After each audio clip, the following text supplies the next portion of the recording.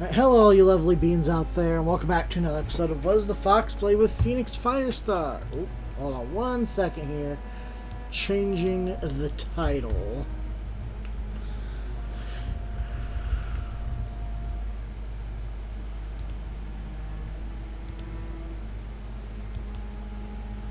There we go. Alright. Where we last left off, we got a job at the hospital. I'm running a little late. Someone I care very much about is having kind of a crisis. I'm not going to go into details, but I was trying to send them some messages. I'm giving them some time to respond and get to what they need to. If they need me, I might leave a bit early. They need me to respond immediately or anything, because that's a little more important than this, but I'll see what I can do tonight.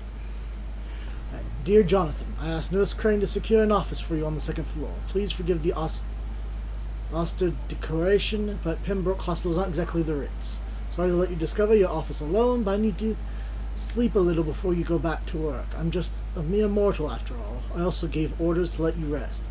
Thus, you never enter your room. You'll be able to sleep all day without being disturbed and work at night without raising any suspicion. The place is quite messy, but you'll be able to conduct your experiments here at your own pace. You'll also notice there is an open window, the scaffolding that will allow you to enter or exit the hospital without being noticed.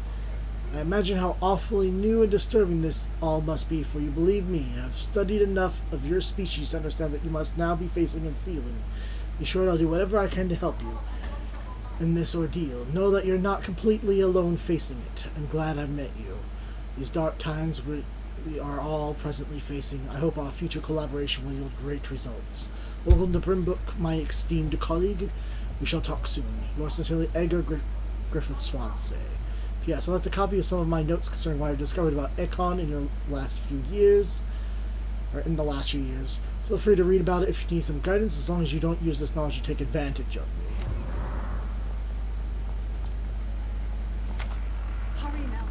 Freezing here. I'm not one to... I'm here. Yes, Nurse Crane? How can I help you? I'm so sorry. I know Dr. Swansea wanted you to rest, but we have somewhat of a crisis. A crisis, you say? Our supply of antiseptics is nearly depleted. I was hoping there was another box up here, but...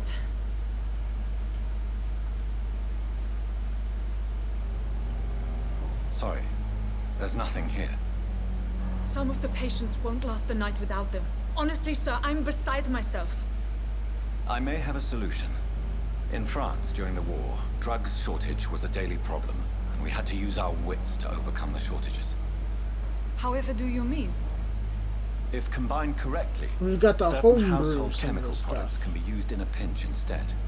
Now, where's the hospital storeroom? The storeroom? Fat chance. This is the Pembroke, and space is luxury we don't have. Everything used to be stored in the old morgue. Perhaps I should look there first. Where is this morgue? It's the large building behind the hospital. You'll need to go in the back door because it's been sealed off for sanitary reasons. Take this key. It opens a small back entrance at the end of a narrow street. The abandoned morgue behind the hospital. A small door at the end of a narrow street. On my way then. Thank you, nurse. I appreciate it. It's locked, all right.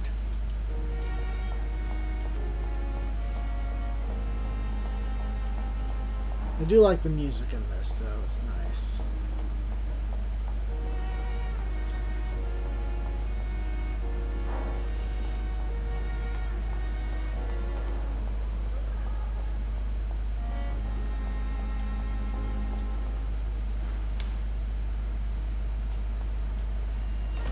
Did you guys respawn back in here?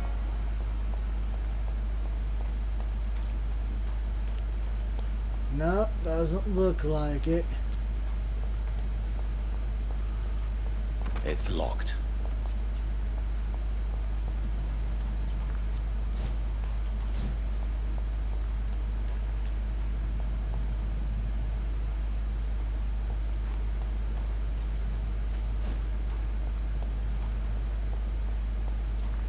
This seems awfully dangerous. I have a big gaping hole in the wall. Especially in these dark and trying times.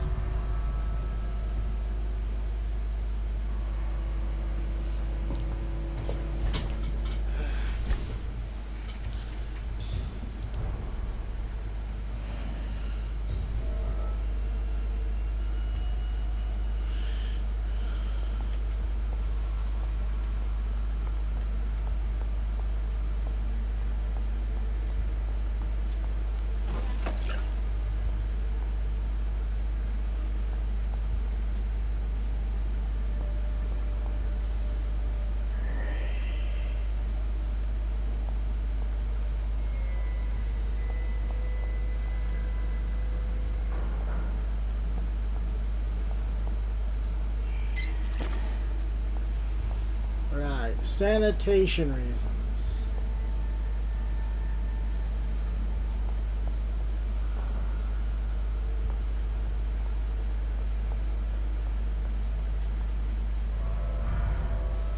Just unlocking this door.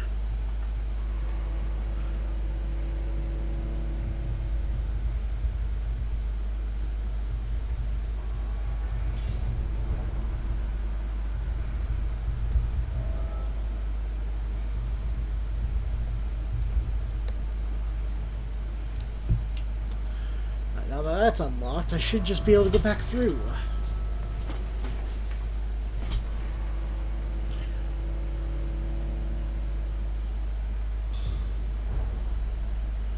Your morgue. Healthy. Are you sure about that? I'm not so certain. I cannot enter.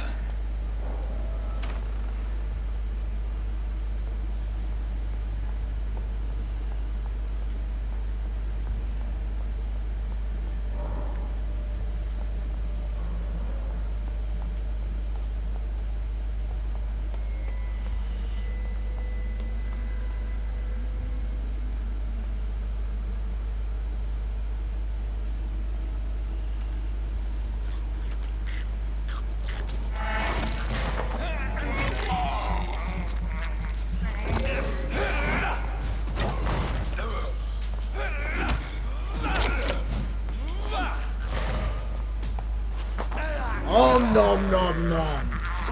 Behavior is similar to the infected William Bishop. Must be the same strain. This sickness moves faster than influenza. Balls of Mars, fortifiers. As popular as they are ineffective.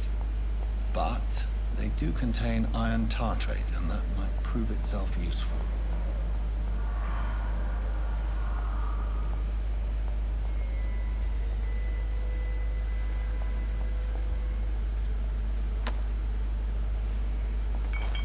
Cigarette case, glass files, some money.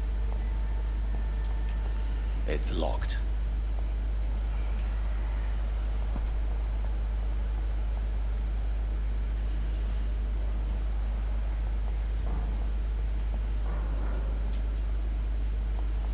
That was just shut. They didn't give me the option to open that one.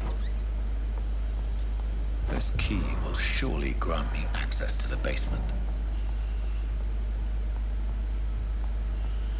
Because all the best stuff is kept in the basement.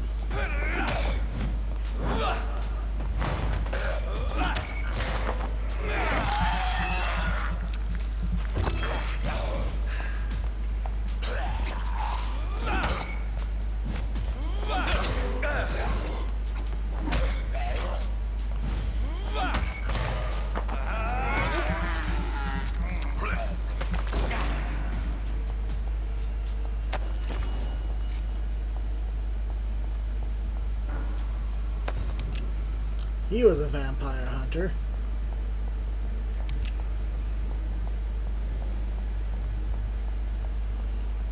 Alright, well, let's keep going up if we can, shall we?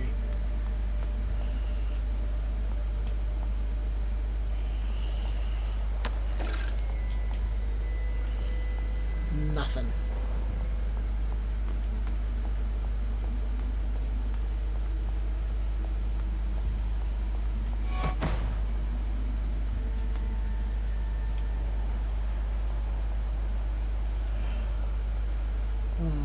He could teleport. While he can teleport through the bars and I can't remains a mystery, but...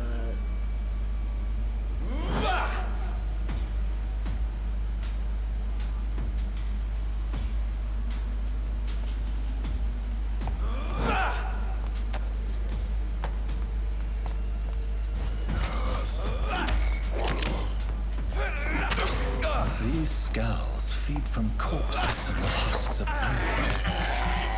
They're not after blood.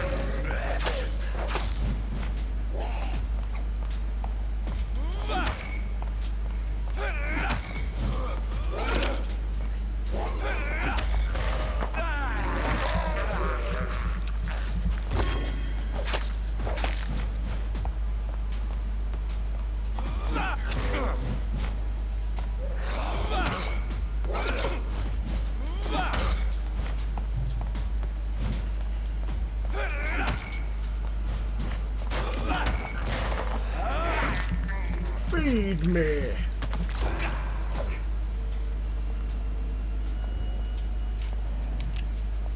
Bullets. Oh yeah, I do have a gun.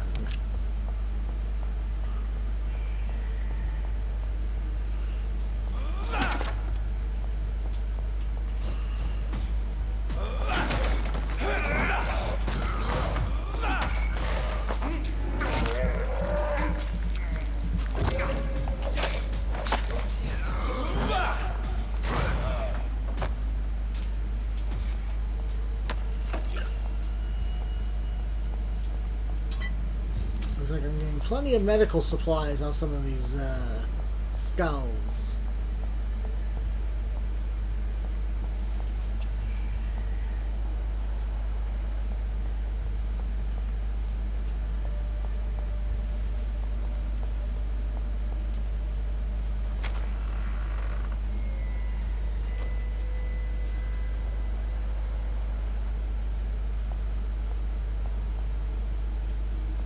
It's locked.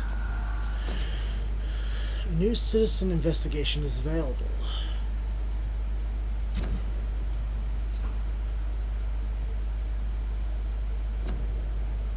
I've read the report of Dr. Tippett's concerning the death of Samuel Connor. I'm not quite convinced right now. Perhaps I should conduct my own investigation to determine the patient's real cause of death.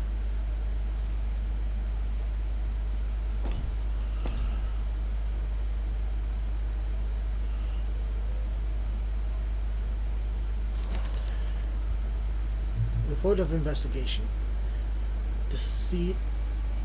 Decadent Samuel Connor. Or is it decedent? Race Caucasoid. Male, 39. Address unknown. Occupation fisherman. Type of death natural. Probable cause of death. Fast progressing pneumonia by virus induced pulmonary consolidation. Spanish influenza. Examination attendees Dr. Corin Tippett, Nurse Gwyneth Brannigan, Name Center Medical Examiner Dr. Corin Tippett. Mr. Connor's injuries don't match the Blood absorb. report.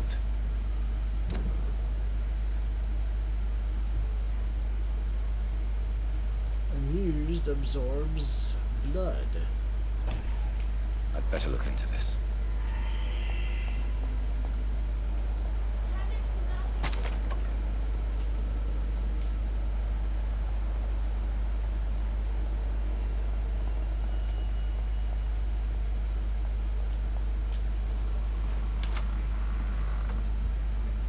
I'm not entirely sure why I feel the need to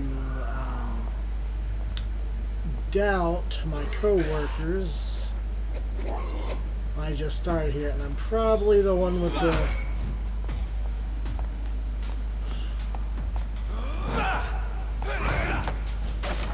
Oh, already dead. Okay. Oh, looks like they broke the door down there.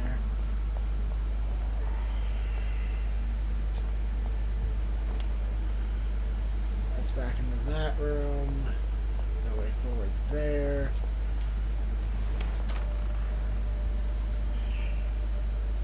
I feel like this...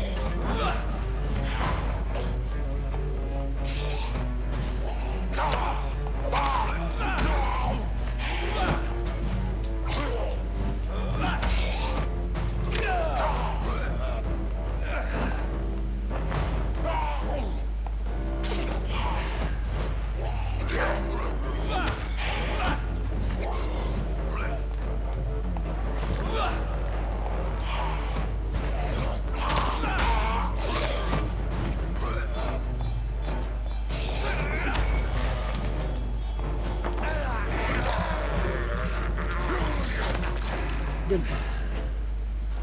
These skulls can be so ferocious. I'm not sure I can defeat them without becoming stronger. To drink blood is so tempting. It would make me stronger, but I do not think it'd be worth it. I could become strong but lose my humanity, or keep my humanity and remain weak.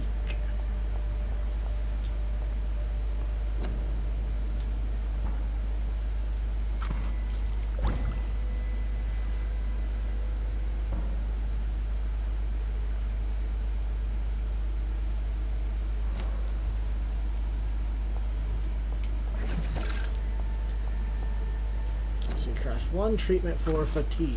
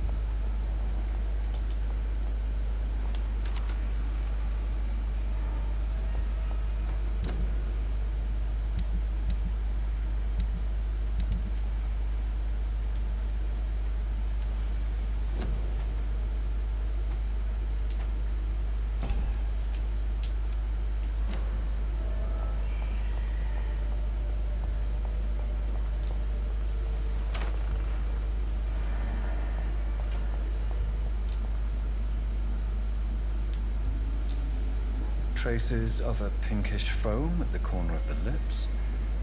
Some sort of drug overdose, perhaps? Multiple abrasions and scarring on the arms and legs. Old and distinctive injuries of a sailor or a fisherman. The chest was originally opened to perform the operation. The sutures are clean, but the chest has been reopened. A puncture over the left lung, possibly a chest tube insertion. Not the cleanest work, but I think it was successful. Signs of internal bleeding. So, Dr. Tippett's anesthetics were incorrectly dosed, causing the patient's death. And then, he tried to operate on him again. Tippett has made an egregious error. It's time we talked.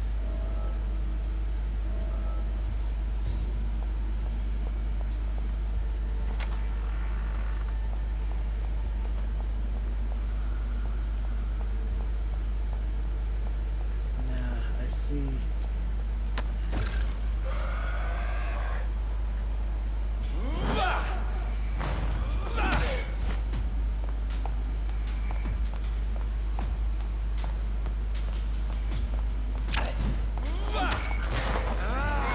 Give me.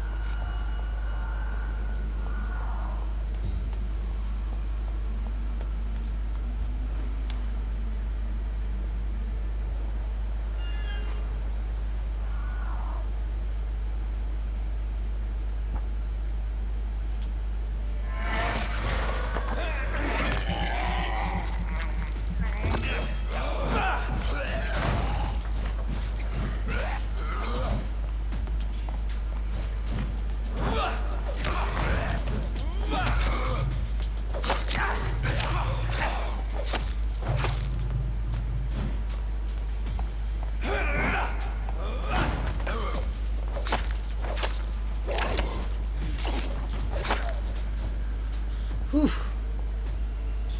Fighting more than one of them at the same time is a little dangerous there.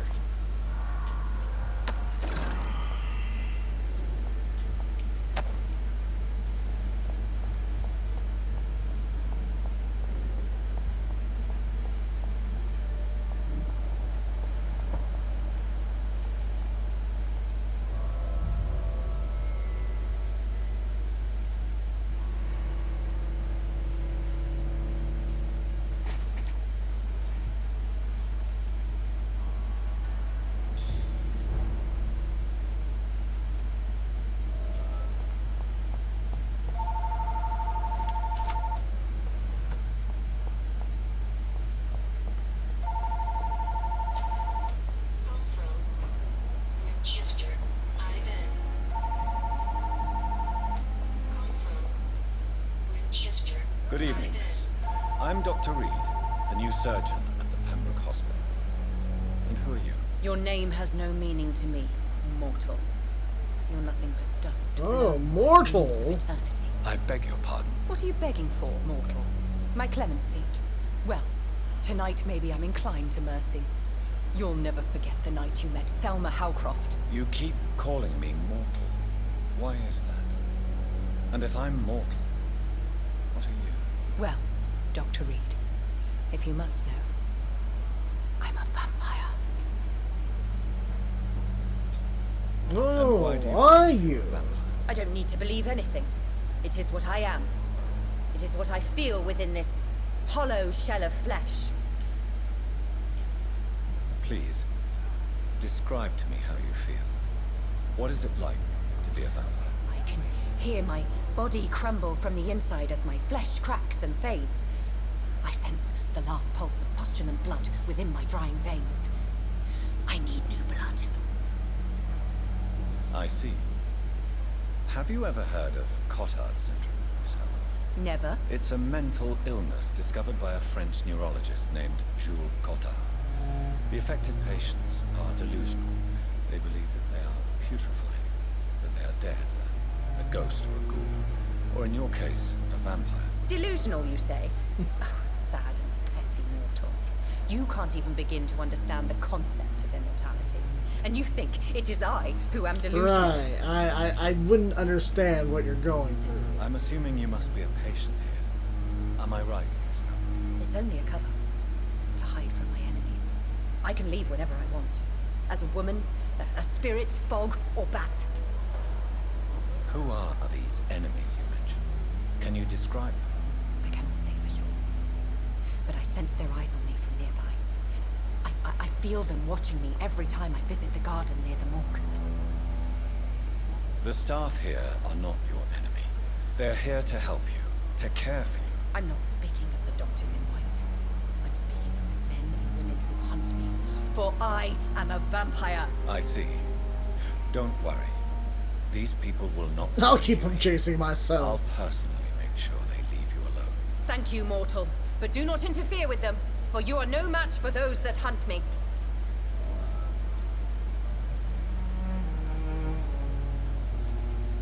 Who are you really, Miss Howcroft? I mean, apart from being a vampire. Is that not enough for you, puny mortal? What do you require? Proof of my powers? I'm curious to know who you were before becoming a vampire. It was such a long time ago, I don't remember. Centuries of unholy life can have strange effects on one's minds, you see?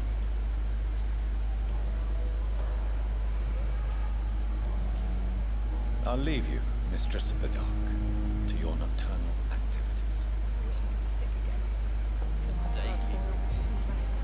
Well, she doesn't seem to have anything wrong with her exactly. Good evening, sir. Can I help you? Unless you're here to fix my face. No. I don't think you can help me. I'm Dr. Reed. I've recently taken the position of head surgeon here. War injuries, am I right? You guessed right, Doctor. German shell took my pretty little mug right off. But they still call me Thomas Elwood. How is your stay with us, Mr. Elwood? Oh, it's bliss. I just escaped death in the trenches to be surrounded again by the moans of the dying. Can I ask you precisely why you're a patient here? It's the pain, sir. The drugs don't work.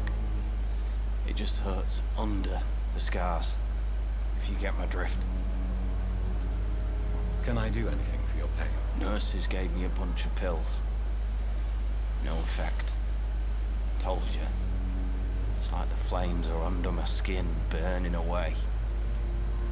Who is treating you? Is someone in particular looking after your case? Nobody since the old and tired doctor spoke to me. Started to think I was forgotten about. Wouldn't blame you. You don't seem worried by that. My face hurts so much more when I smile or cry. I've learned it's easier not to speak.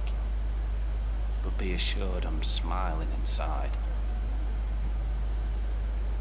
Why do you feel responsible for the injury, Thomas? What really happened? I wasn't disfigured by any German shells. It happened during my leave. It was an accident. Why lie about it? Come on. It's one thing to come back disfigured by the Germans, and it's another to get injured in an accident that could have happened to anybody.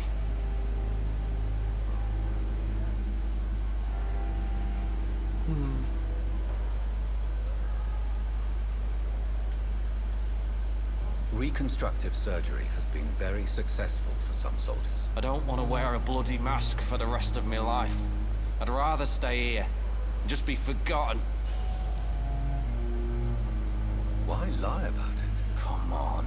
Reconstruct. I don't want to wear... Tell me what. I went with a whore in Rouen. Dead drunk I was. Failed it. The hotel was a shithole. There was a fire that night. Did you start the fire?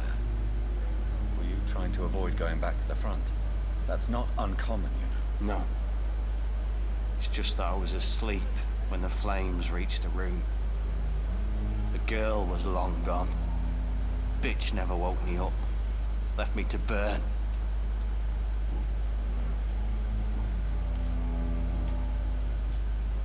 How close are you to Miss Horcroft? Are you aware that she thinks she is a vampire?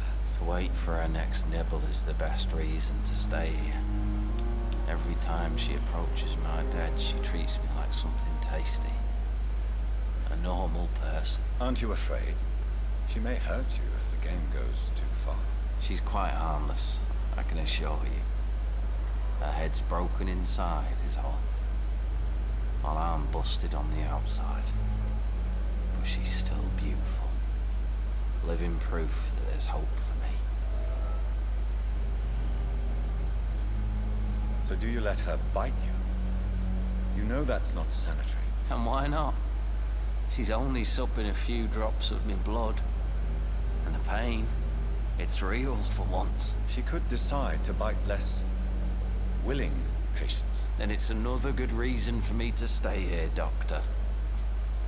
You do realize she's mentally disturbed. It's called the Cotard syndrome. She truly believes she's a vampire. In her madness, she never refers to my scars. Frankly, if I could, I'd join her world. It seems much more fun than the real one. Yeah, we'll see. Where were you stationed, sir? Did you serve for long? I really don't want to talk about all this shit. No offense. I was pushing too much. I served in France myself. I just wanted to know what happened to you. You were an officer, weren't you? Then I doubt we fought the same war, sir. No offense.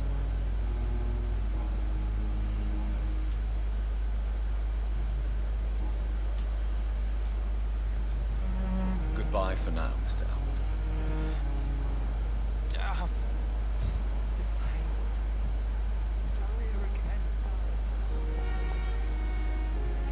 Good evening, Mr. Hampton. How do you feel? Dr. Reed. Feeling better. Oh, Sora, I must apologize for my behavior. What do you mean? I was not myself in the factory.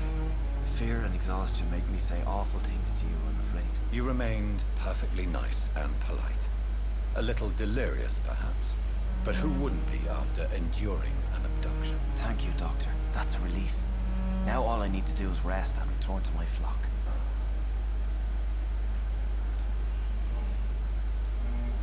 How did you end up in William Bishop's den? I had received alarming news about his recent behavior.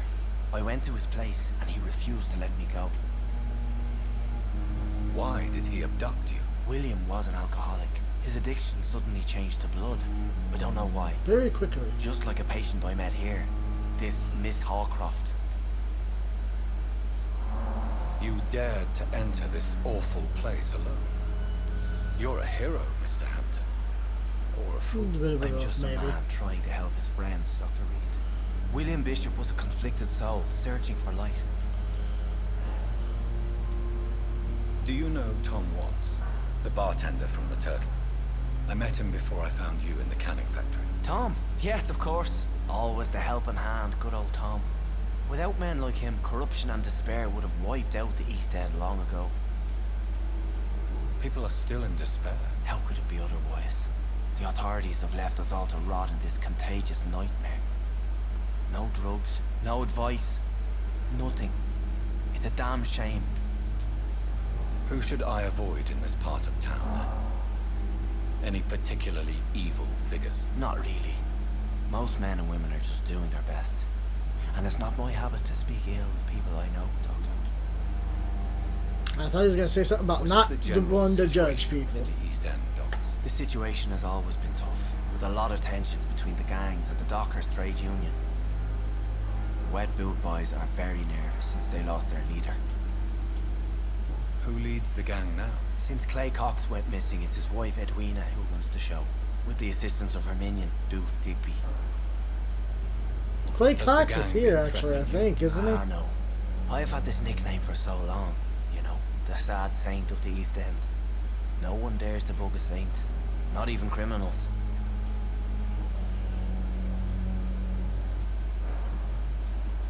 What do you do for a living, Mr. Hampton?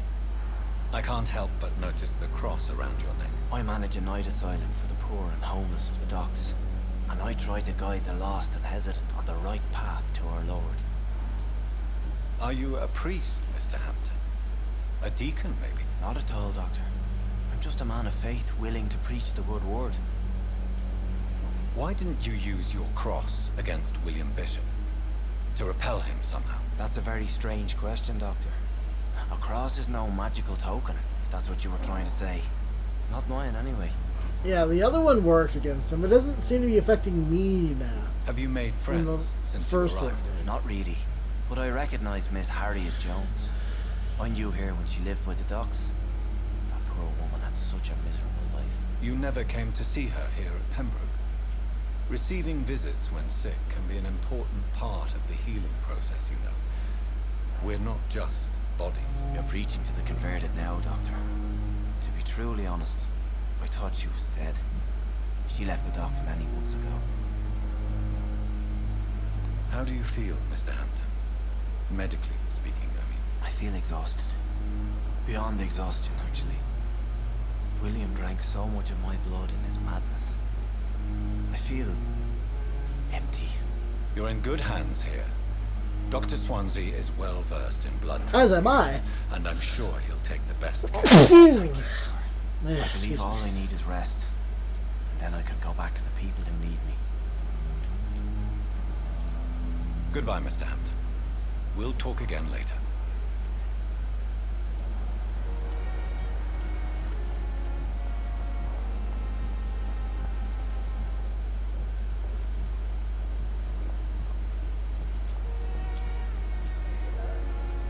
Good evening, sir. I'm Dr. Reed. I believe we're going to be colleagues. Reed, yes, I've been informed about your arrival. I'm Waverly Ackroyd. Welcome aboard, I suppose. Does my arrival inconvenience you in some way, Dr. Ackroyd? Let us just say that I don't particularly share Dr. Swansea's enthusiasm for hiring you. What we need here are reliable professionals, not overrated dabblers. Shots fired. If you have a problem with me, Dr. Ackroyd, please feel free to tell me. Dr. Swansea has imposed your presence on this hospital without asking anyone's advice. The benefit of his position.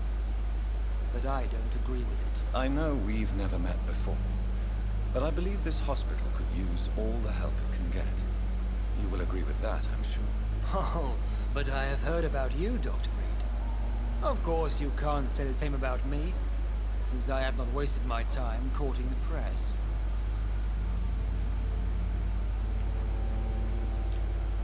There is no need for such animosity between us. Don't you think the epidemic is already enough to deal with? That is one point we could agree on. And that is precisely why I want to be sure that you will be of help to this hospital, instead of a burden. Since your tenure in this hospital is longer than mine, perhaps you can tell me more about this place. Let's just say I'm tired of the carelessness around me. I have always respected the skills of Dr. Swansea, but over time his enthusiasm has become displaced. Carelessness? Exactly what are you talking about? We're here to save lives. The people who trust us are not volunteering for experimentation. They're here to be healed. I don't intend to run any radical experiments, Doctor. Even if I, as any good practitioner should, express an interest in pushing the boundaries of medical research. Modern medical methods were created through audacity and ego. But there are rules in our line of work, and they're here to protect our patients. So you believe he's doing something immoral? I don't know what you've heard about me, but I have already proved my value as a practitioner. I don't question your skills, Dr. Reed, but your motive. Is it money, fame, or are you truly dedicated? And what exactly is that supposed to mean? I served in the war just like you. But unlike you, I did not use the wounded to play the modern sorcerer. Be careful what you insinuate, Dr. Ackroyd. I only want you to admit you used those men to improve your theories.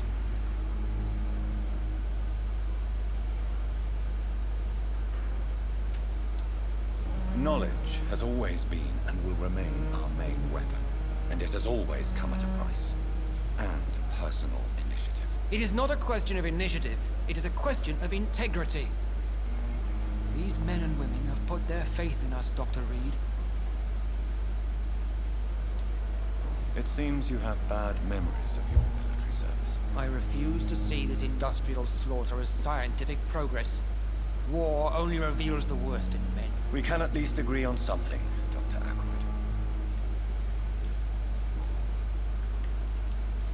Thank you for your time. We'll talk later.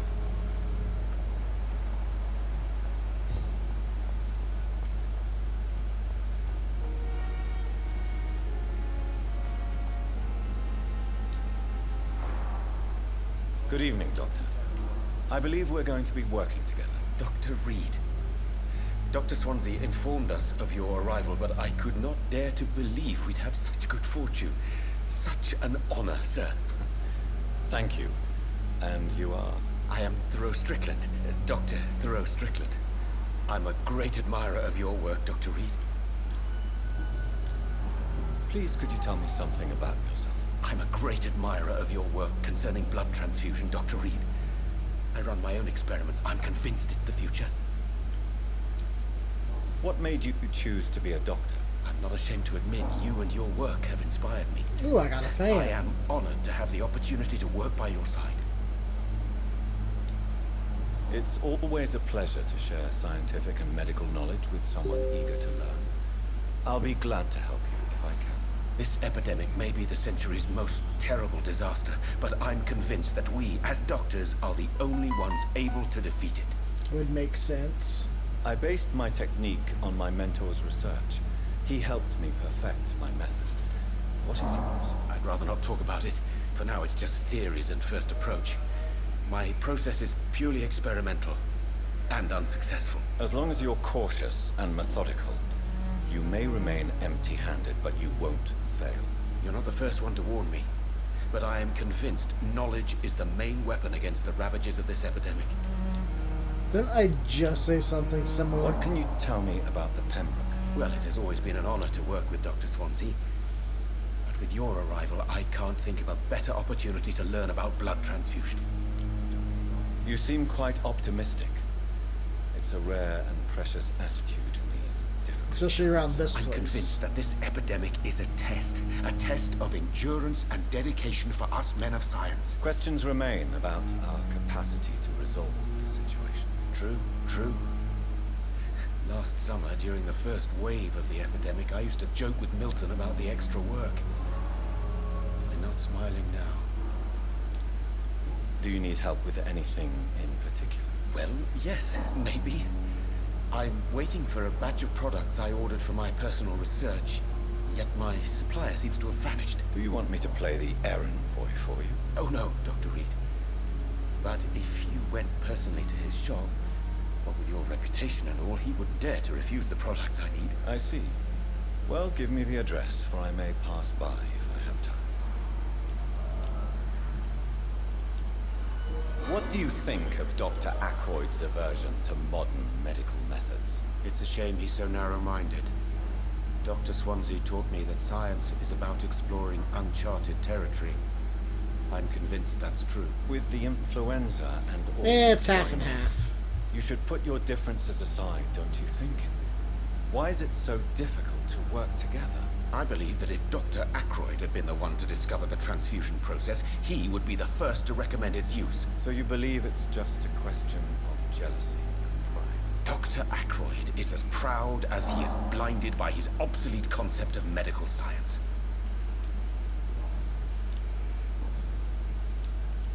Tell me more about your willingness to experiment with new medical techniques. Harvey Fiddick is a patient suffering from a severe injury that could cripple him if not treated correctly. I'm convinced your blood transfusion technique could help him. What is it you really want? To save him? Or to prove your point? Fair question. I want nothing but to save my patient, Dr. Reed. Especially since I know Mr. Fiddick's story. Tell me Mr. Fiddick's story.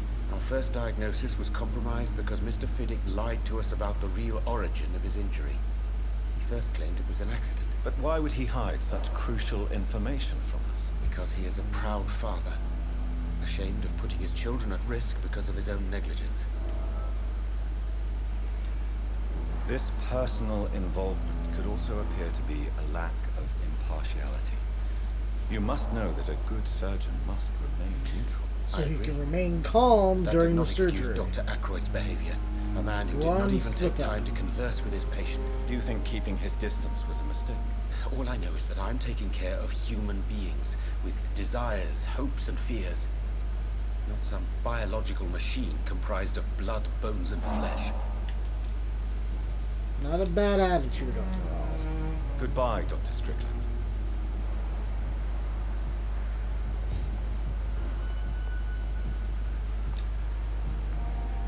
Finally, you've returned, Doctor. Did you find anything of value? Yes, nurse. You've worked your first miracle, Doctor. Now, this patient here needs immediate treatment. Duty calls? When the storm has passed, I'll show you how to mix the remedy yourself with the same basic ingredients. Many thanks, Doctor. When you've finished, you ought to report to Dr. Swansea in his office. He's been looking for you. Seemed pressing. Disease has decreased the blood quality of a citizen. His correct mission to heal them. Speak to the patient in the room behind Dorothy. Check his medical status. Dr. Reed, may I help you? For how long have you been working here, Nurse Crane? I first volunteered at the Pembroke in 1911, a few months after Dr. Swansea was appointed. And before you arrived here? If you must know, this was my first job. Well, Dr. Swansea certainly has confidence in your abilities. Are you in charge of the nursing staff? Not in an official capacity, but the Pembroke doesn't always work above board, so to speak. What about medical protocols? Dr. Reed, we don't have the money and resources here at the Pembroke like they do in the West End. We do what we can. How is the duty roster organized? Everybody works until they can't. If there's time, they'll eat a meal and shed a silent tear. You have 5 minutes! What can you tell me about the epidemic, Nurse Crane? I've been out of touch since I've come back to England. Everyday folk don't know how bad it is. The papers certainly won't tell them. Not as long as the war is raging on, anyway. News on the front stated that the Spanish flu was under control, at least in Britain. It seemed to be for a while, but that was only last summer. It returned with a vengeance just over a month ago.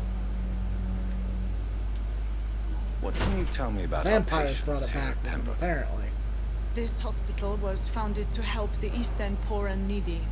But since the war and the quarantine, we've had all manner of folk. Can you be more specific? Well, veterans, the elderly, dock workers. We even have a few mental patients. If there's space, we take them. I'll see you later, Nurse Crane.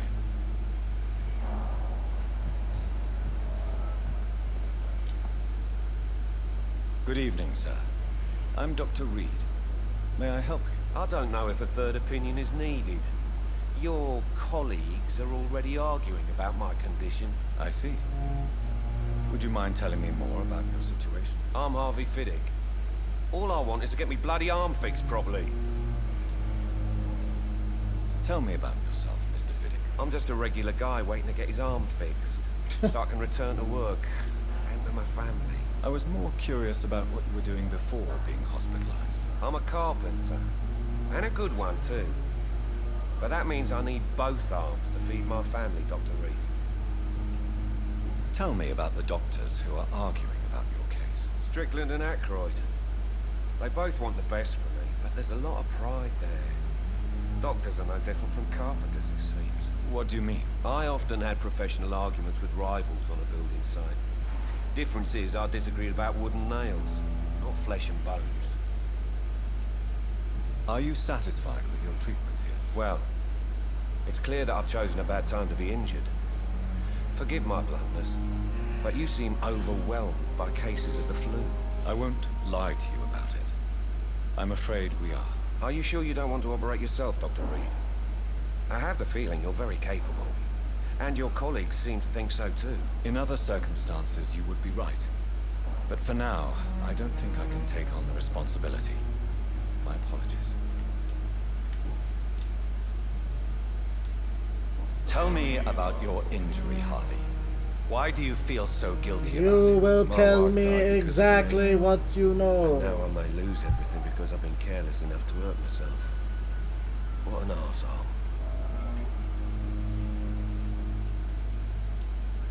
How could your job be responsible for your wife's death? I was working a double. She went out to bring me a hot meal and got caught in a German bomb raid. You can't hold yourself responsible for your injury, Mr. Fiddick. Unless you tried to hurt yourself. Of course I didn't hurt myself. But I can't work until my arm is fixed. My children need to eat, Doctor. Tell me more about the death of your wife, Harvey. 1915. I was in the army. Building workshops for the Royal Flying Corps. Helen was happy I wasn't sent to the front. What happened? The Germans sent Zeppelins to bomb the construction site, but they missed their target. My wife was bringing my dinner when the bombs fell. Oof. I'm sorry for your loss. So many died during the bombings. I served in France and witnessed the carnage there. I would like to say that she didn't suffer. The truth is, I have no idea. I just know that I'm all that me kids have. Poor little bleeders. How are your children after losing their mother? They were smaller then. The only good thing about this is my Helen didn't bring them with her that night.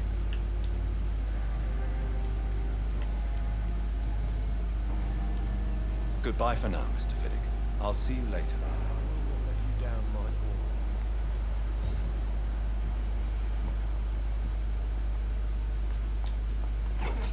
I'm taking some of this.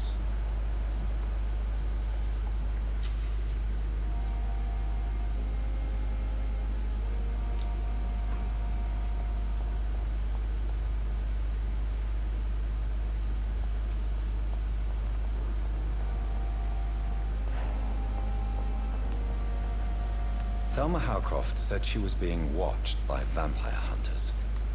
Where are they hiding? I should investigate. I cannot enter. I understand you would be very angry about this unfair situation. I managed to arrange to have you buried in the same mass grave as your wife. I hope that might help.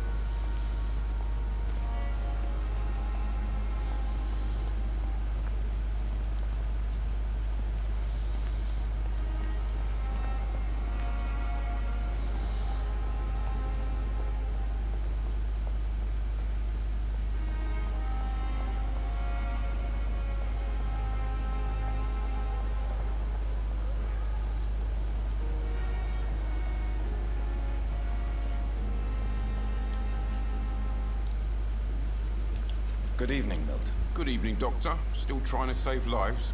Always. Do you know that Nurse Hawkins is thinking of leaving the hospital? That's not a surprise. We've talked about it already. Does it not bother you? Sometimes I think she may be right. We should run away while we can. Question is, where can we go? Where is it safe?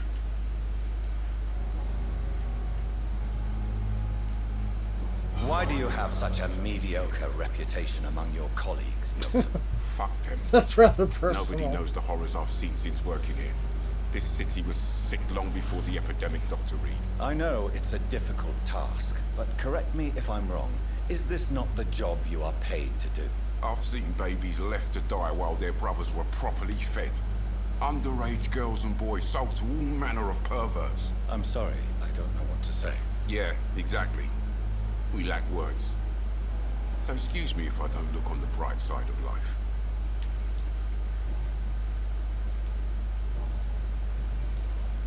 I'd like to see your goods. Wise choice, Dr. Reed. A reliable...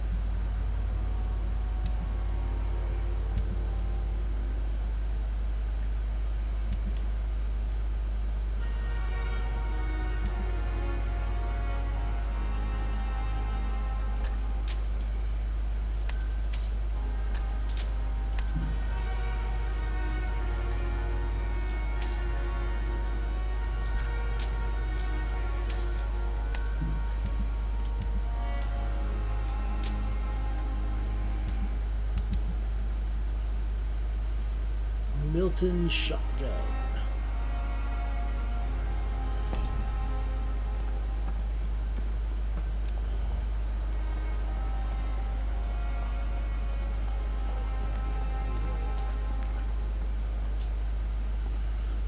Good evening, Dr. Timmons. Dr. Reed, any good news to share? Kokorin, I want you to tell me about Mr. Common. How did he die? What happened? He was my patient. He died because of my mistake. That's the blunt truth. What was the nature of the mistake? It was a twofold error. My diagnosis was wrong, and the administered dosage was too strong. Who was this patient? I don't know. Some sick man from the docks, maybe a fisherman. I had no time to talk with him. No one claimed a body. Why not stop practicing? For one mistake. Are you mad? I killed that man, I admit it, and it won't happen again. I have saved so many lives since then. Kokorin. He was my...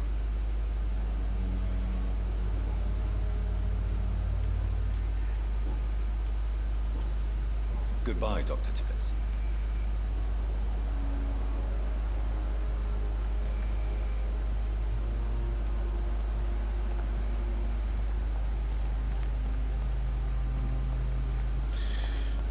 Clay Cox is suffering from fatigue. It's locked.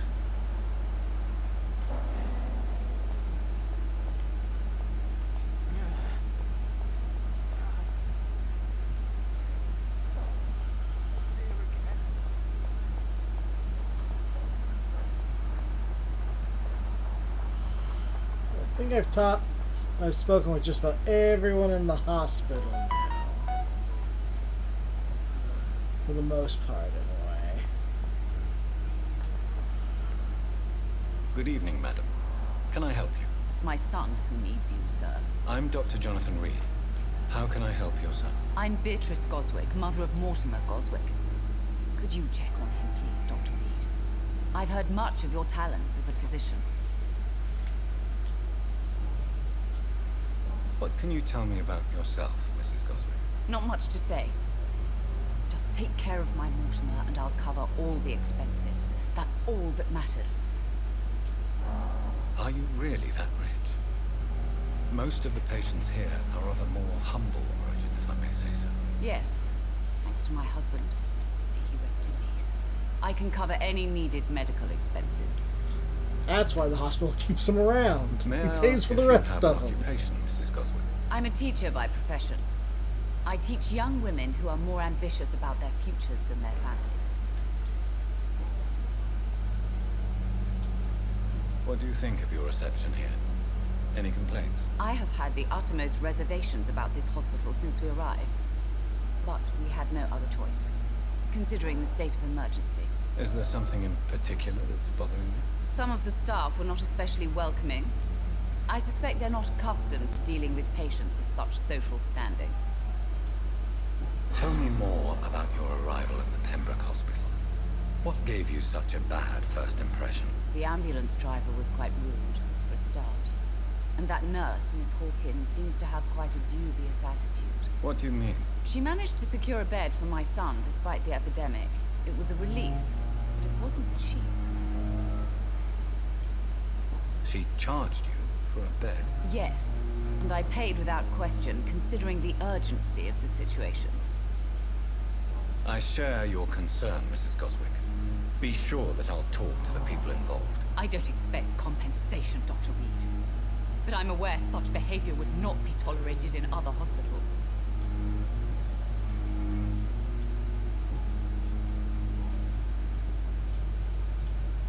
Goodbye, Mrs. Goswick.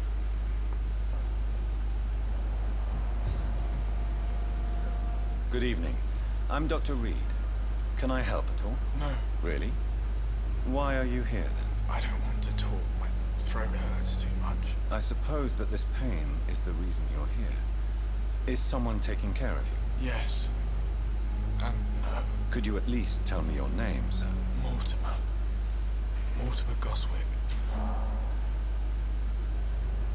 Do you need any help? I'm afraid I may, sir. I don't mean to be a burden. You are not a burden, sir. Healing you is my responsibility. And you have my gratitude for that. Why did your mother have you hospitalized here? She seems convinced this is a bad hospital. My mother just wants the best for me. She won't rest while I'm here. She'd go all the way to hell and back to help me. Pembroke Hospital may look unorthodox, but rest assured you're in good hands here. It's not me you have to convince, Dr. Reed. It's my mother. Is your mother bothering you? As your doctor, I can ask her to leave you alone if you would prefer. That's tempting, Doctor. But you have no idea what my mother is capable of. She would tie herself to my bed if you asked her to leave. How painful is your throat, Mr. Goswick? So painful I'd rather not talk at all, Doctor. I'm sure you realize a doctor and his patient have to communicate, sir.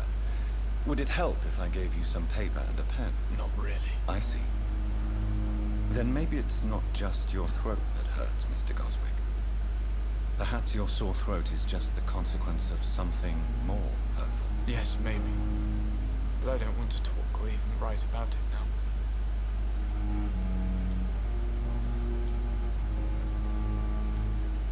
Tell me about yourself, Mr. Goswick. I don't want to talk, Doctor.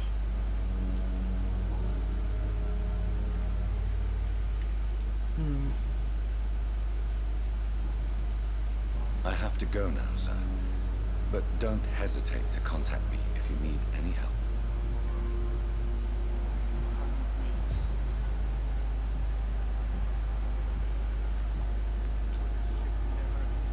Good evening, Doctor. How is my son doing?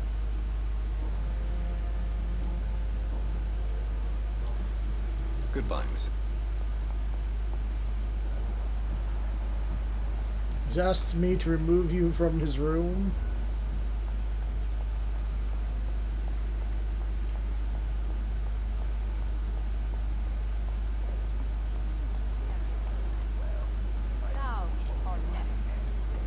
Good evening, Nurse Brannigan. Good evening, Doctor. Tell me what Dr. Tippett did. I know his mistake caused a patient's death. If I had not covered up his error, Dr. Tippett would have been fired from this hospital. I could not let that happen. You can't allow your emotions to dictate your conduct concerning patients, Nurse Brannigan. Look around you, Dr. Reed. Do you really think we can afford to lose a brilliant practitioner like Dr. Tippett's in our situation?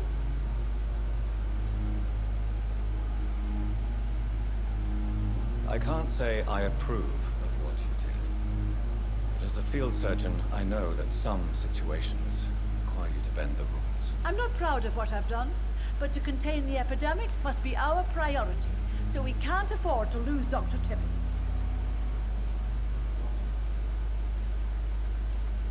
I've decided that I won't reveal Dr. Tippett's, shall we say, misdemeanor. I'm so glad you share my point of view.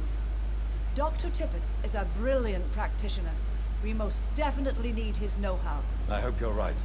This is a huge risk we're taking. Dr. Tippett must regain his confidence. Please, keep this decision between you and me. He doesn't need to know you've found out. Well, I'm a little late for that, unfortunately. Do you require medical assistance, nurse? Thank you for your concern, but I'm fine. Goodbye, nurse. Call me if you...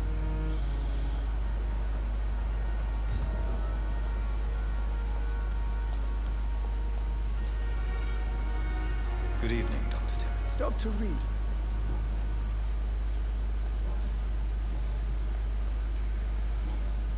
Goodbye, Doc. So I believe that's about it.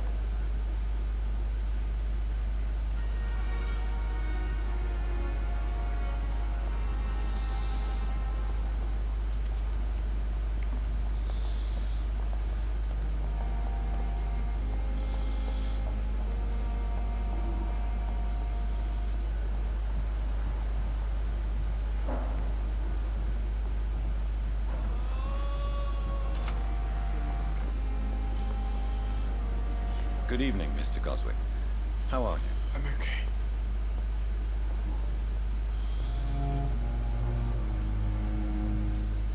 I have to...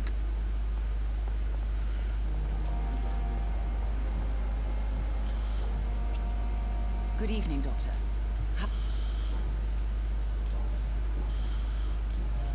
Goodbye, Mr. So I guess I need to leave and then view it from outside the window or something?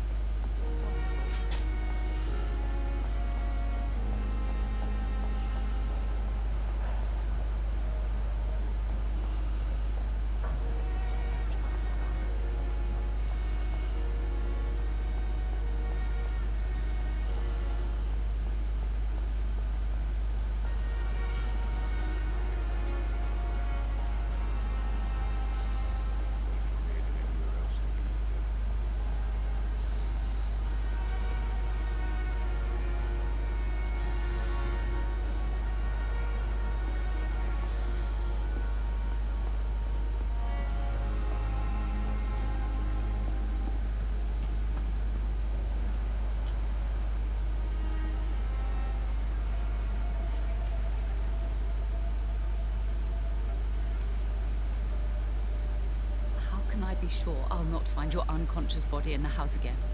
I promise you, you'll not find my unconscious body. For God's sake, how can you say such a thing? How can you refuse to listen? I tried to warn you for so long. No, I won't let my only son die. You promised me you'll stay alive. Your son lied to you, like the whole world lies to us.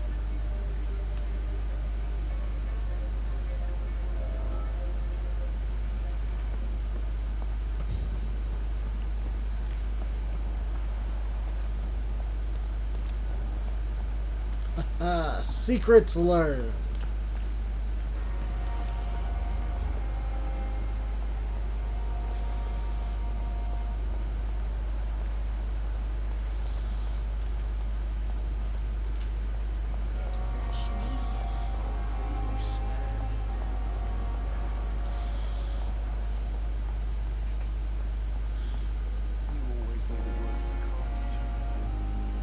Good evening, Mr. Goswick. I'm okay. Admit it, Mortimer. Your mother had you hospitalized here because you tried to kill yourself. Yes, it's true. All right, then. This is the first time we've really shared information about your case. Shall we call this progress? Call it what you want, Dr. Reed. You can trust me. I won't report you to the authorities. My one and only concern is your health. I guess I should thank you then. Can I help you in any way, Mr. Goswick? I wrote a letter for my mother. She was supposed to read it after my death. But I suppose she doesn't have to read it now. I see. And is this letter still near the place where you tried to take your own life? Yes. And I don't want anyone reading my last words. I mean, I'm still here. If you bring me back that letter, then perhaps we'll talk. I have to go now, sir. But don't hesitate to contact me if you need any help. Don't waste your time with me. That's why he's so down.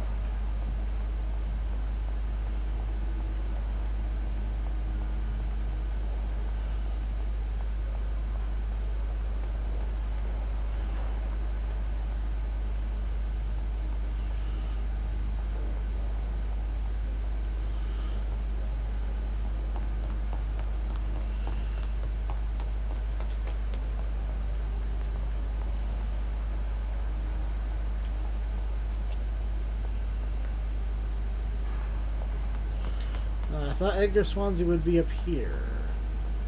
Is he not? Oh no, he's in here. This is his main office, I forgot. Please, Jonathan. I was just reciting some Shakespeare. To be or not to be. Fascinating, is it not? In the last decade, so many mysteries have been brought to light with our microscopes. The human body. Biology's penultimate frontier. The more we explore its boundaries, the less we're able to trace a clear line between life and death. I know, it seems like a fairly straight line. My friend, You're alive, have a foot in then you're both dead. countries. The view must be vertiginous. It's at least as vertiginous as chatting about vampires with you, I would say. This must be all so new to you. This area of town, the hospital, a brand new life. How stimulating it must be. I wish I could share your enthusiasm, Dr. Swansea, but my condition defies scientific categorization. Undead? Unalive? Immortality defies logic. I cannot express my thrill at this serendipitous turn of events. The world's most eminent specialist in blood transfusions, a vampire. Yes, it's ironic. One might say a gift from heaven.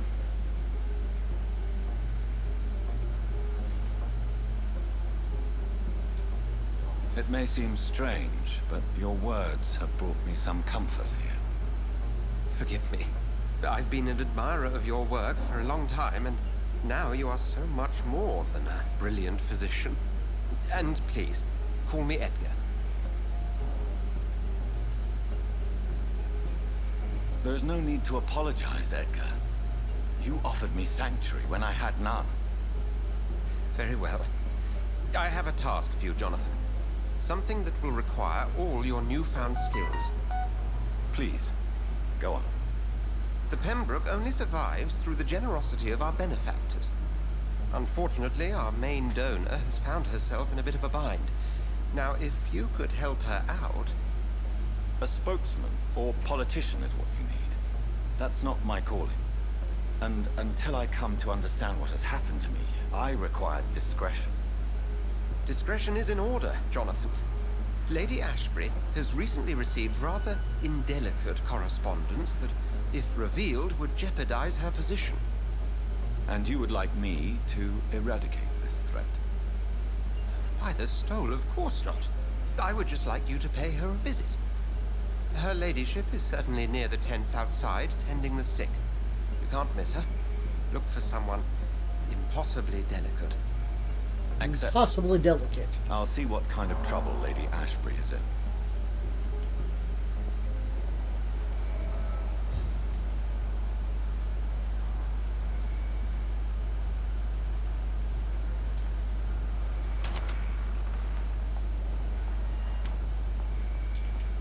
I cannot enter. I haven't been invited yet.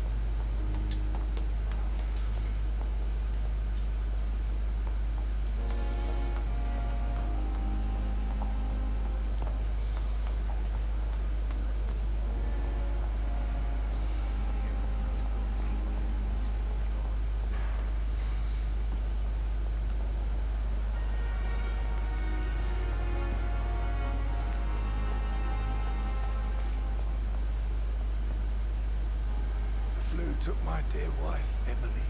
I take comfort knowing we'll soon be together again. Mr. Rainfield, that's no way to talk. You're in good hands here, and we'll be up again soon enough.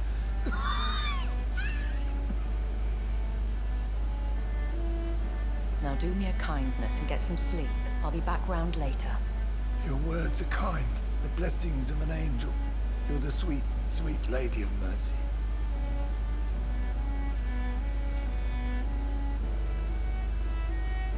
Good evening, Dr. Reed. It's a pleasure to see you again. You seem surprised. Dr. Swansea has brought me up to speed concerning your recent appointment to Pembroke Hospital. You're a the lady who saved me that night, before vanishing into thin air. I remember you from the pub with Dr. Swansea. Indeed. Allow me to introduce myself formally this time. My name is Lady Ashbury. I remember you well, in spite of the brevity of our encounter. Apologies. You've taken me by surprise. I'm very happy to see you. The pleasure is mine, Doctor. I hope you're more disposed to answer my questions now. You must have countless questions, but our rather urgent matter first. Swansea has explained. My cover, if you prefer, has been compromised. Have any of the patients given you trouble? These poor souls have so little left to live for. I do my best. I mean, it's not a bad place for a vampire to hide. Makes sense. The world would be a better place if it were cared for by women like you. You make me blush.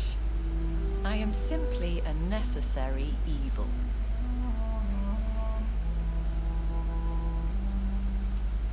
Pardon my boldness, Your Ladyship, but I have questions concerning this. I mean, is it condition good to we be share. talking about this As a openly? newborn, your hunger for answers is rivaled only by your thirst for blood. But the questions need weight. I'm a scientist. My trade is in the deciphering of mysteries, and I need information to feed my mind. I will gladly answer every question you have, but first, prove yourself capable of resolving my predicament without eating the culprit. Dr. Swansea has commissioned me to be your agent in this matter. You could start by explaining what's amiss. These past insufferable weeks, I've been the victim of extortion. I've made a first payment, but the blackmailer grows greedy. I must refuse his most recent demands. What are your expectations? Please be precise. As the newly appointed surgeon of this hospital, you are in an excellent position cello. to ask innocent questions and deftly learn the identity of my blackmailer. Who would be so foolish as to threaten you? A kindred spirit. Even if it were the case, and I highly doubt it, a vampire would have asked for something more valuable than money. My suspicions lean toward a patient or their family. If we're dealing with an ordinary criminal, surely you've the means to deal with it yourself. I don't dirty my hands with my As work. immortal tradition doth dictate, all fangs and hypnotic eyes ablaze. The blood would run like a river. That's what I hope to avoid.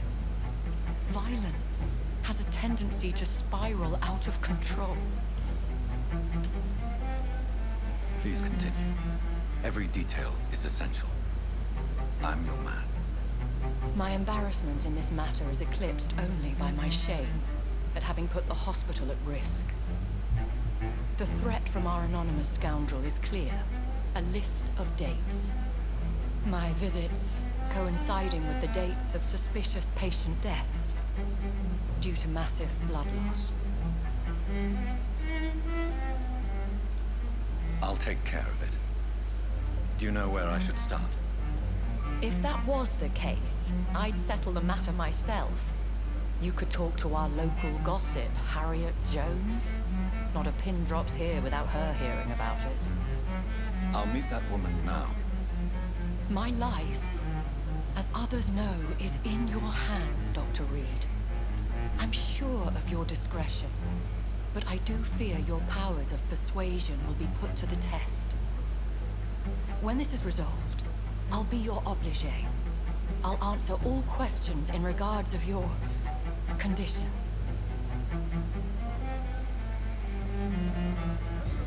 So lucky to have Dr. Reed, you know. I met him in New York.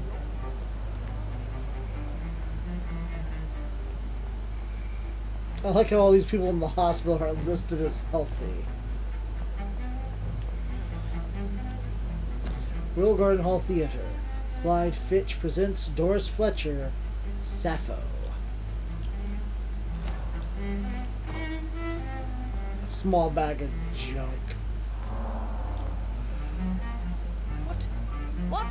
What is this? Who are you? Get out of my room. There's no need for alarm, madam. I'm Dr. Reed, the new surgeon. Preposterous. Dr. Reed, you say? I don't want some bumbling intern. Where's Dr. Swansea? Please, calm down, madam. I assure you that I am highly qualified. I'm just back from war duty. How brave. Threatening an old defenseless woman. You know how long Where I've been did a I patient threaten here. You've picked the wrong fight. I'm Harriet Jones. Harriet Jones? Indeed. I've been meaning to have a chat with you. You know what goes on here better than any other patient, I gather. Better than any patient, nurse, or doctor. I've seen so many vile undertakings. I heard there have been some despicable goings-on. Was there a case of blackmail? Blackmail? Wait. You're investigating something. This isn't a social call. One of those incompetent cunts slit a poor sod's vein. If I didn't know better, Miss Jones, I'd be inclined to say you enjoy this type of idle gossip. God's honest truth, Doctor. It's just the way it is here. It's all I got to do with me free Freeze to time. death before getting you a blanket. You seem to know more about the goings-on here than anyone else. Beware, Miss Jones, in case suspicion should fall on you. That's it. Blame the old and infirm. I see those little bitches' greedy little eyes. Just waiting for me to pop off they are. I assure you, madam, this is not an investigation into a possible medical error. Debauchery, then? Nurses Crane, Hawkins, Brannigans, whores, all of them. They can't keep their legs shut. I've seen them scratching slutty sores. Really? Well, if you have irrefutable proof, I'll not have the staff behaving in such a manner here. This is your business, Doctor, not mine. But I swear one of the nurses is cavorting with some man on hospital hours. Thank you for your time, Miss Jones. You've given me something to go on. See you on the next round.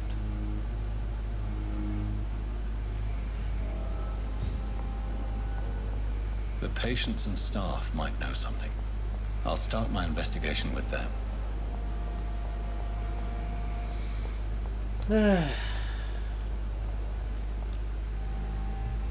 Good evening, Nurse Hawkins. Good evening, Dr. Reed. What can you tell me about the strange man visiting one of the nurses during her shift? Let me guess. You spoke with that old shrew, Harriet Jones. Do not pay attention to her, Doctor. She's full of fanciful tales.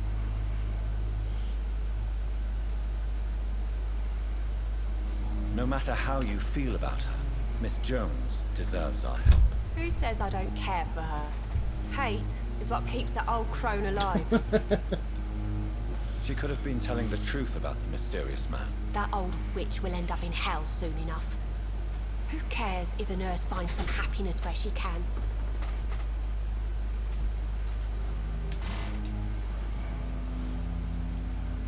What can you... Let me get... Goodbye. Didn't get too much out of her.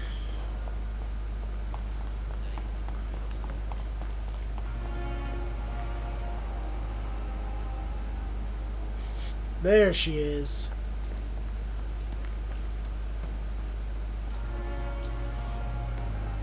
Good evening, Nurse Brannigan. Good evening, Doctor. Have you seen a strange man visiting any of the nurses here? I've never heard of such a thing, Doctor. Goodbye, nurse. Call me if you need assistance. Good evening, Nurse Brannigan. Good evening. Do you know if any of the hospital staff have criminal backgrounds? The people who work here all come from very different backgrounds, Doctor. Just like the patients. Goodbye.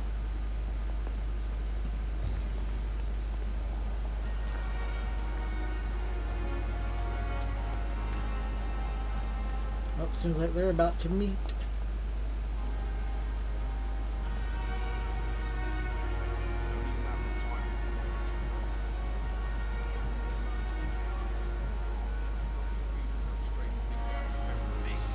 Please, I feel sick. Get over here now. Reassuring. Believe me, it gives me courage.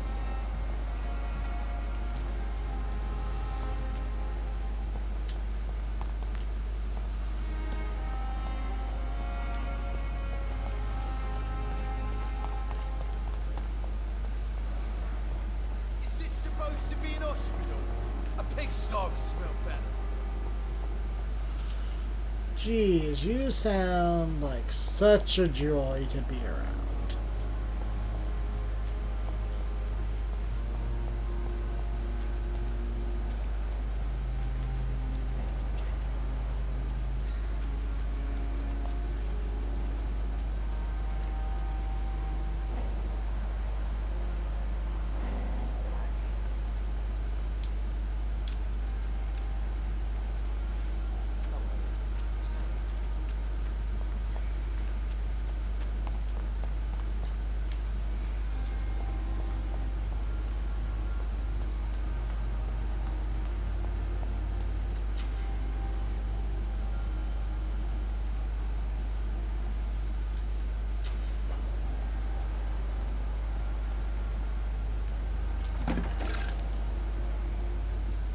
You're sure you don't come back with me?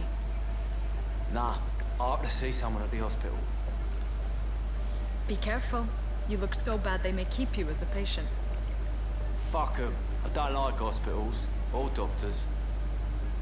Well then, when you go back to Whitechapel, you may find this useful. What is it? A pass for a free medical exam by the best nurse available. Just read it. I don't read well, but thank you, I guess.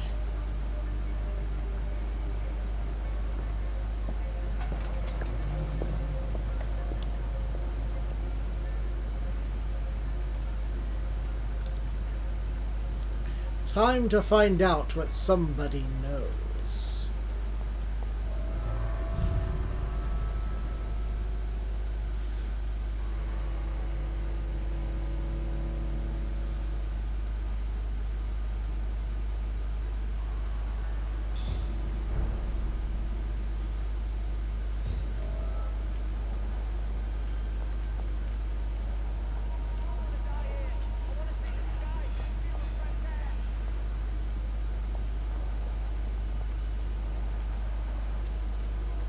He's locked the door behind him.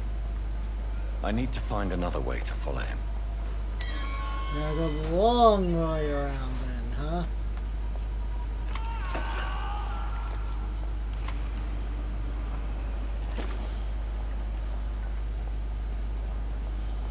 That sounds like it might be a sewer dog.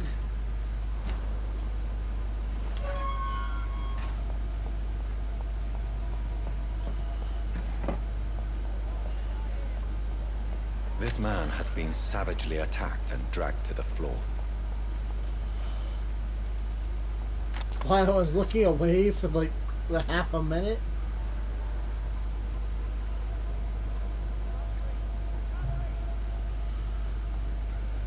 Ooh, level 8.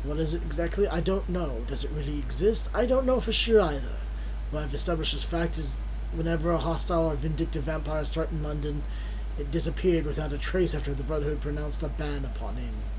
The loyal Fergal Bansha himself has never been foolish enough to openly provoke the Brotherhood. So we must all remember, never be considered a dragon by the Brotherhood.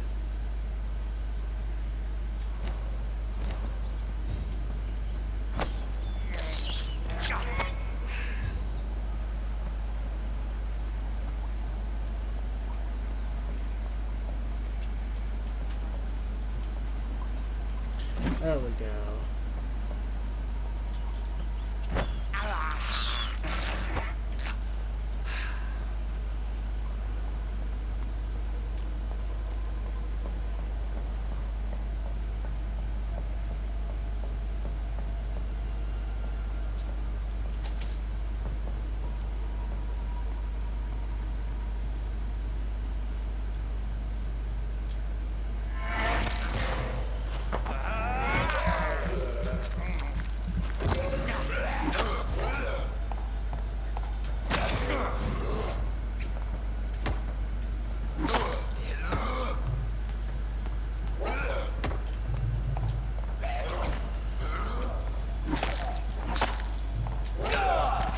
Okay, so the scythe isn't all that great, really.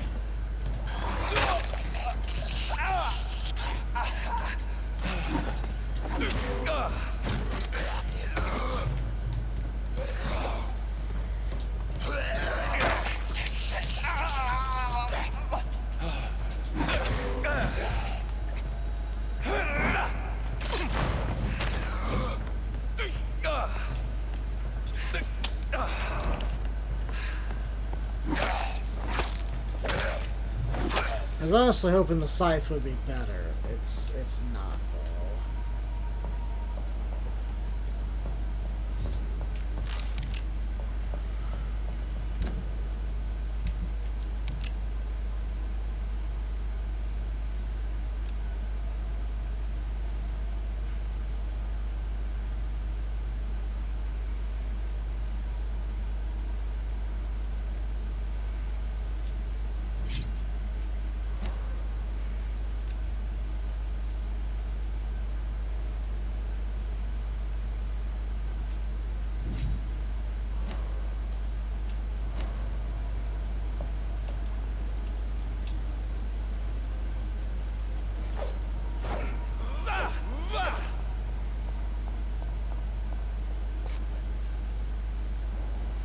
That's gonna force me to go around, is it?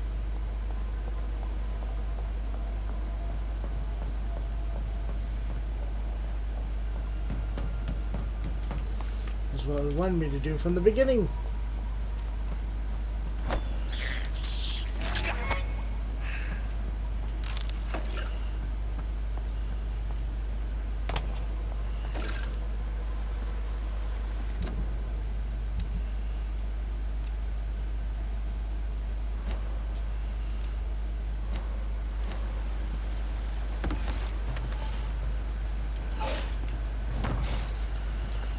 What sort of creature is this?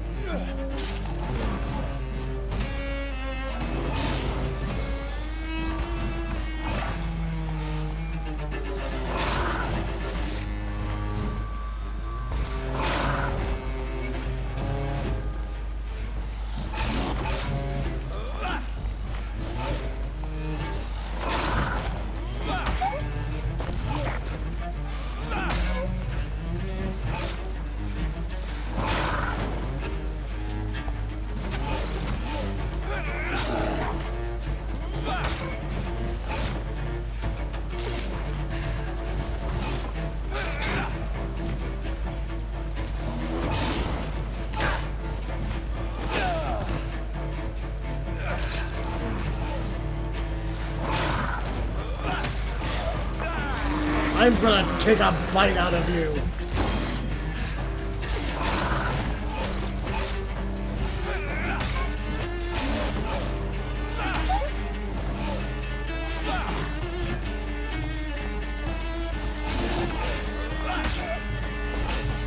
Careful. Careful.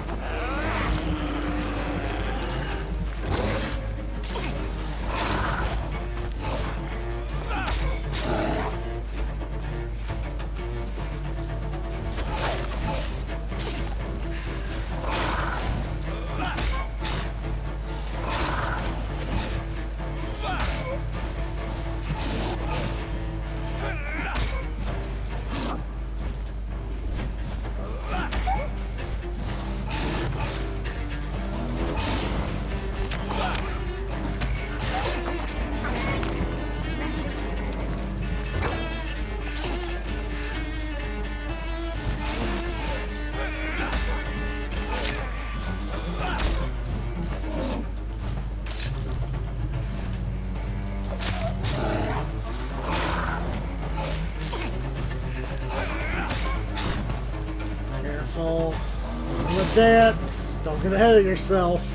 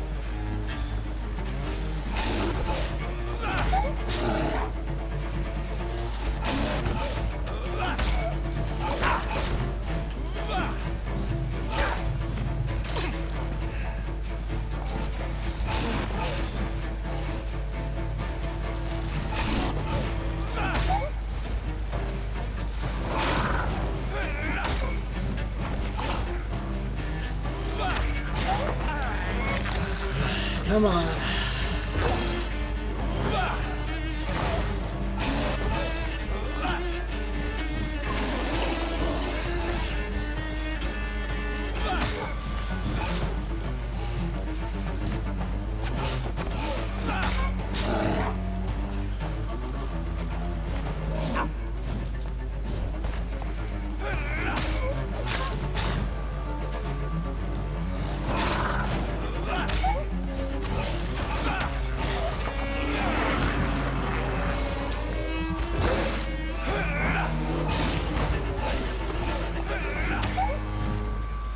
Come on, bring it on, sewer dog.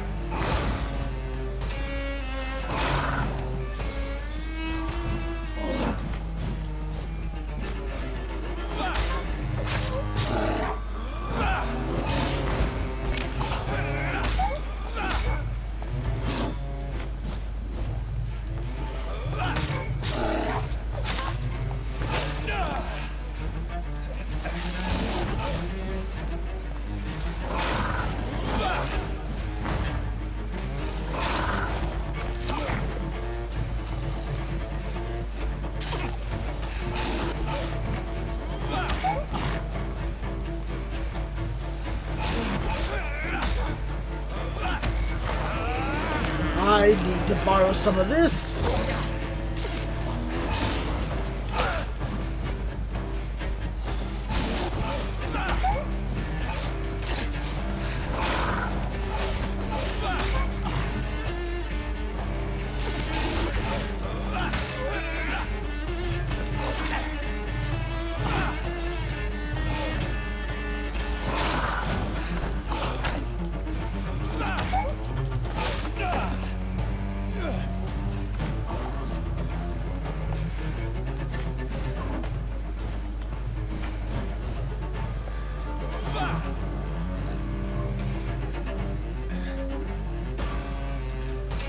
Oh. No, I was trying to hit teleport.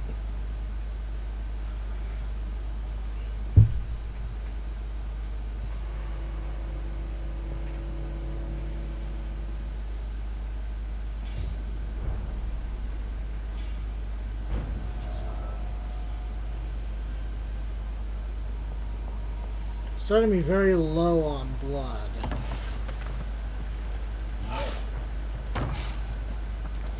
What sort of creature is this?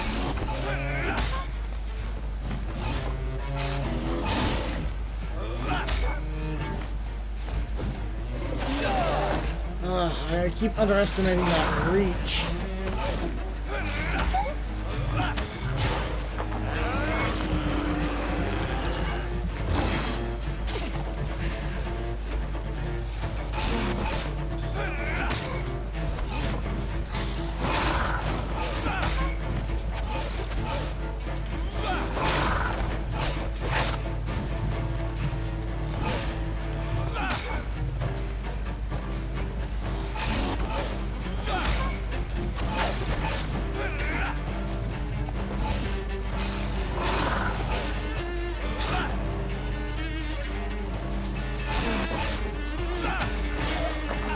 Sometimes it just goes towards them, and that concerns me.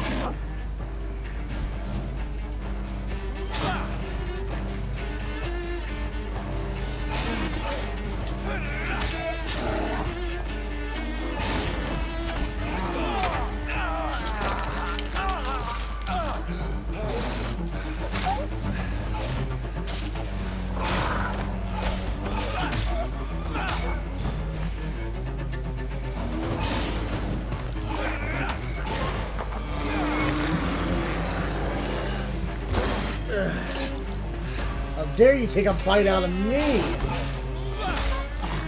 I'm not crime, you're not Gruff the crime dog.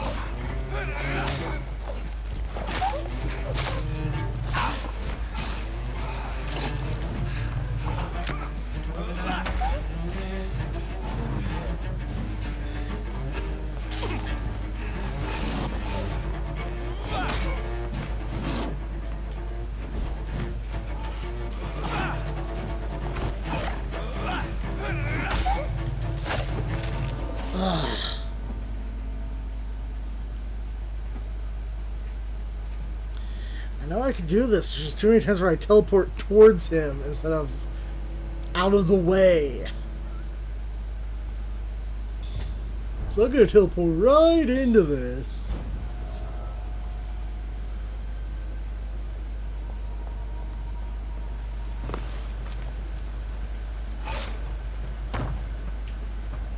What sort of creature is this?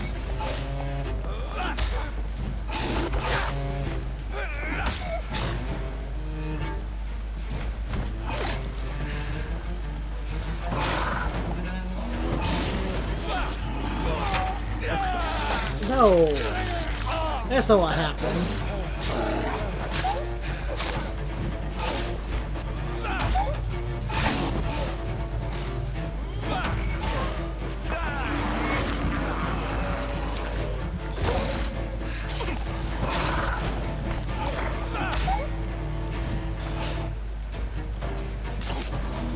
Oh, I see what's happening. I'm hitting the teleport for an extended period of time, and it's causing me to dash instead of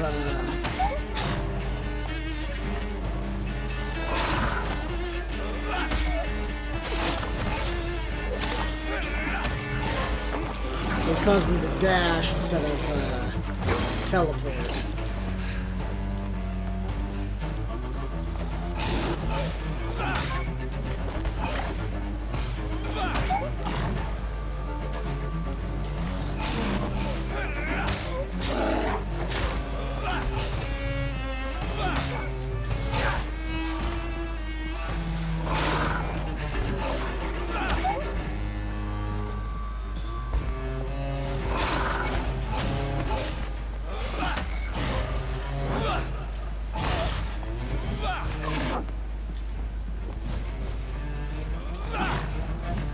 Come on, you are staggering. How'd you recover?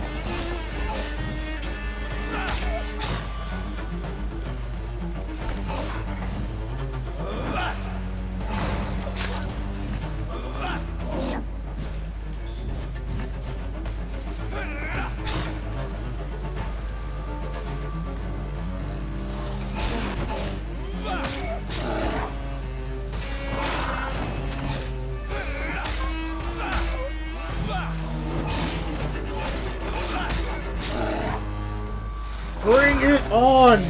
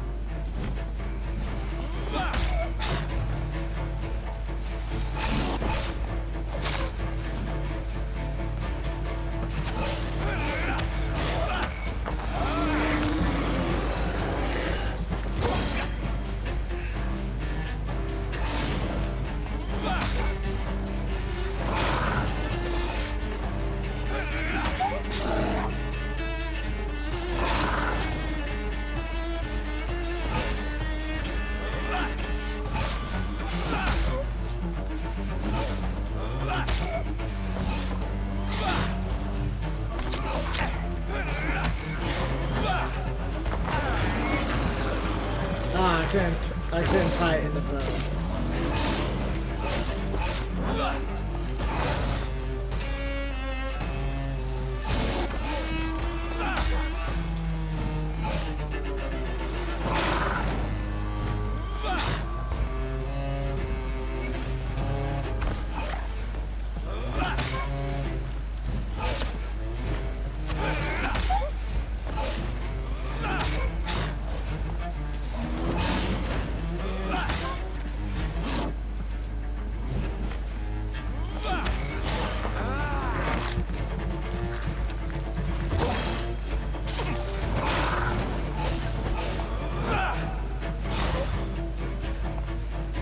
Now I'm getting some good hits in.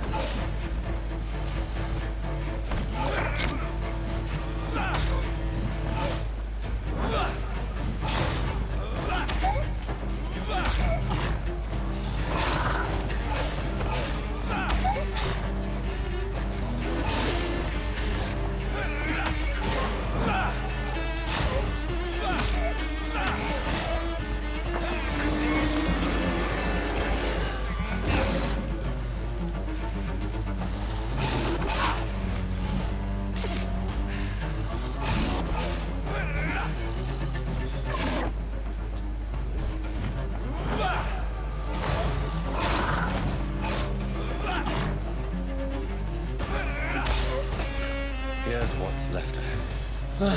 Not a lot to... If you are sick, if you have no money, whoever you are, wherever you're from, come see Dorothy to get help. No tricks, no charges, no questions asked. Just find Darius Petrescu house and present this coupon.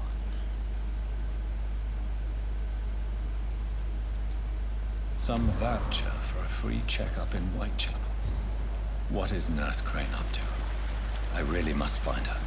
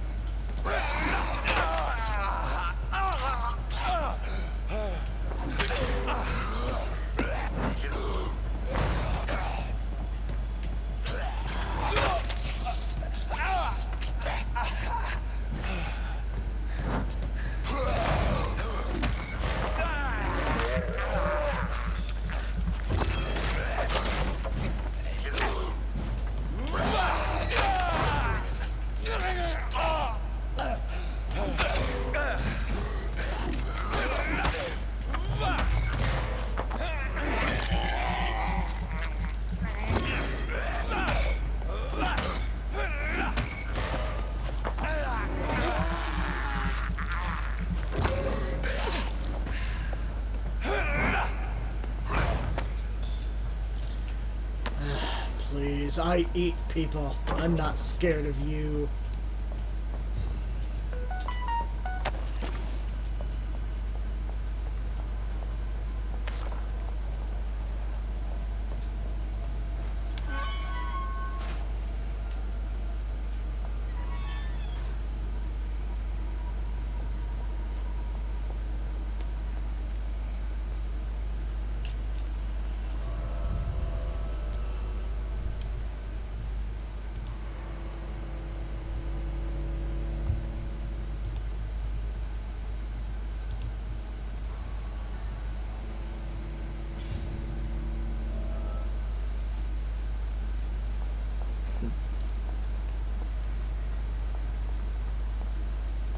Gotta get back home.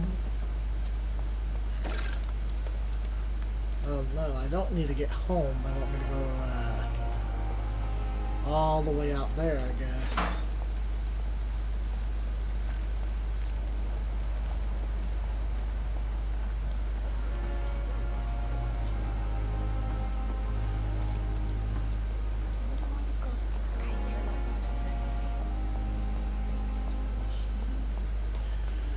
But it's getting to be about that time of the night. It's time for this vampire to lay to rest.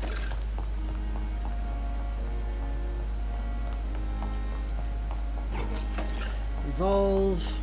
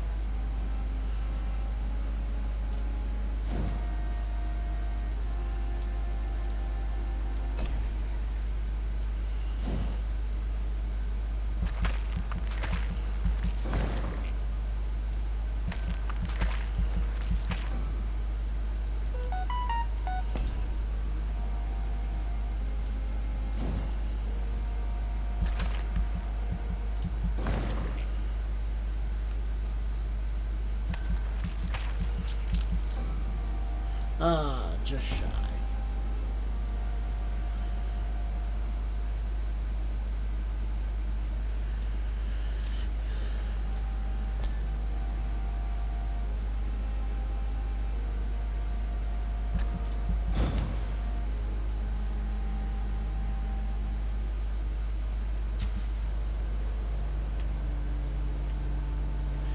The consequences of your actions may improve or degrade the district's health status. Can also be degraded due to diseases spreading among citizens. The more lives you take, the unhealthier a district becomes. If a district's health status drops below a critical threshold, it will plunge into chaos.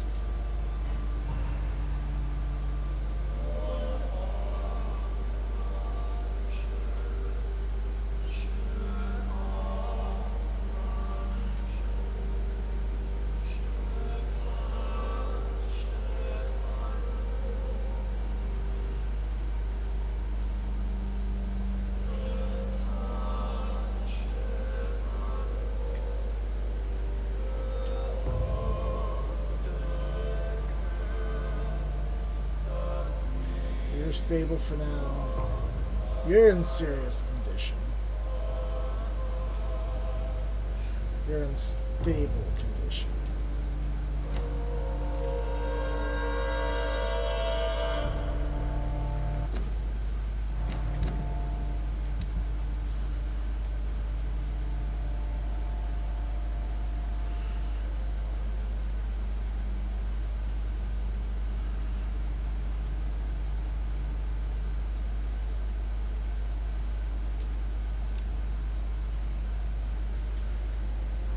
So I have Heal, Shadow Mist, Blood Barrier, and Blood Spear.